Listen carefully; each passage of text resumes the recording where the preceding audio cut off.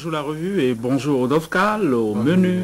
J'imagine, c'est pas difficile à trouver ça. Le voyage organisé dans un jet privé loué par Mathieu Kérékou, Issa Salifou Saleh et Christian Enoch Laïdé. Comment est-ce que vous l'avez vécu, vous autres? Voilà, Winner Bessi, vous avez vu juste, et quelques journaux en parlent ce matin, ils font le commentaire de ces faits inédits, on va dire.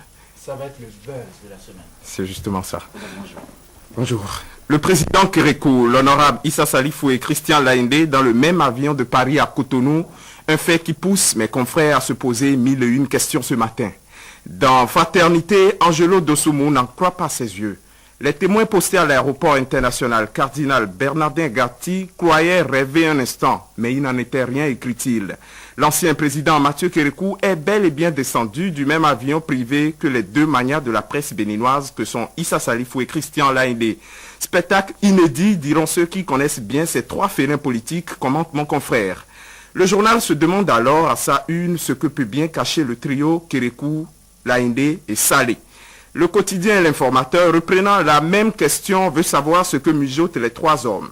Pour Constant Adjangba, à quelques semaines des échéances de 2011, ce trio affiché hier, après un séjour à Paris, fait trottiner à mains égards des interrogations dans les esprits.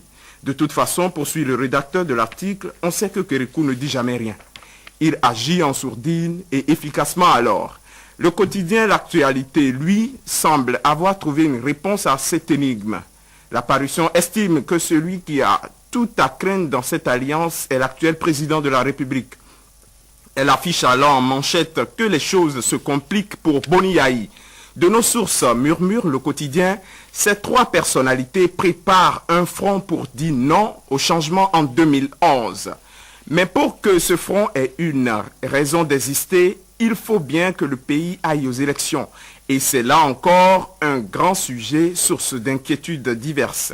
Bientôt, il ne restera que 3 mois pour les élections et jusqu'à présent, rien de clair à l'horizon. Le meilleur nous rappelle que, selon les tests, il faut mettre en place la Commission électorale nationale autonome Sénat 90 jours minimum avant le scrutin. Et la date butoir pour installer la Sénat, c'est le 1er décembre 2010, avertit la publication. Mieux, le pays ne dispose d'aucune loi électorale jusqu'à présent. Mais à ce propos, les députés seront en plénière aujourd'hui et déjà Challenge nous apprend que Nago et Robert Dossou risquent d'être dans le viseur des députés de l'opposition. Cela suite à la décision de la Cour constitutionnelle.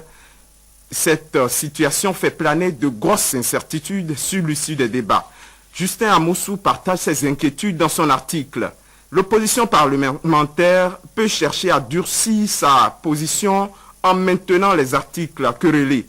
Elle en a d'ailleurs donné la preuve lors de la plénière du 23 septembre 2010 où elle avait maintenu la caution de 100 millions pour l'élection présidentielle, pareil pour le nombre des députés. Se souvient encore mon confrère. L'Aube Nouvelle ne prévoit pas ce scénario du statu quo. Le Canard pense que les députés de l'opposition vont devoir se plier au diktat de la Cour constitutionnelle, mais qu'ils ne manqueront pas de déverser leur ultime colère sur les 7 sages. Mais si les députés se pliaient aux recommandations de la Cour constitutionnelle, avec quelle liste se déroulera le scrutin? C'est là une autre question. De toute façon, la LEPI, objet de toutes les polémiques, continue son chemin. La 3e phase de l'opération a été lancée dans les Oukolines par Abomey que déjà le maire Aran Oglele réclame l'évaluation du processus. C'est la Nouvelle Tribune qui nous en parle ce matin.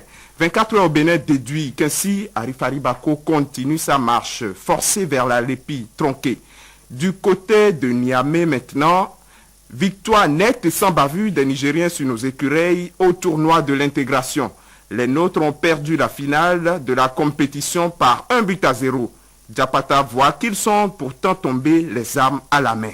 Le confrère de la matinée pense de son côté que le Bénin pouvait tout faire, qu'il n'allait jamais gagner. Et pourquoi donc? Le journal en donne de larges explications dans ses pages. Qu'à cela ne tienne, il s'en fallait de peu pour que les écureuils locaux reprend la nation il s'en fallait de peu pour que les écureuils locaux atteignent leur but, reprend la nation, pour qui les joueurs béninois ont échoué tout près du but. Et cet exploit inédit au tournoi de l'UEMOA, les footballeurs béninois auront un retour triomphal ce jour, nous apprend le quotidien, qui ajoute que c'est Modeste Kérékou, le ministre des Sports, qui est aussi à l'honneur. Merci et à mercredi. Profitez du break du mardi. On se retrouve requinqué. On va souhaiter une bonne fête de Tabaski aux musulmans. Avec beaucoup de morceaux de viande ingurgitée. Hein. On espère qu'il attention à l'indigestion. Attention. Justement. Oui, et bonne fête de l'Aïd El-Kébi. Littéralement, la grande fête est plus connue chez nous sous le nom de Tabaski. On immole, on sacrifie du mouton. Bonne fête à tous. On se retrouve mercredi, 7h. Ciao.